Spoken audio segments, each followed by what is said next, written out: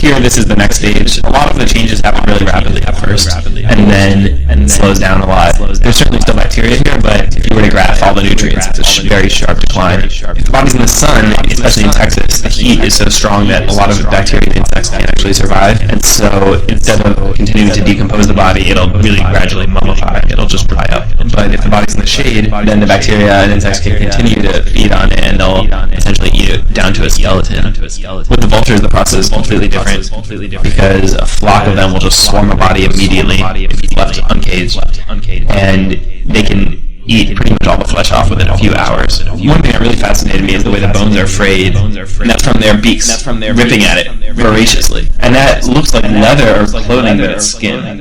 Typically they're left out to decompose for 6 to 12 months. So when the bodies come in, they'll boil them, and they put detergent on them, and that strips away most of the remaining flesh. And then volunteer undergraduate interns will clean every single bone with a toothbrush. The smell was actually strongest inside that lab.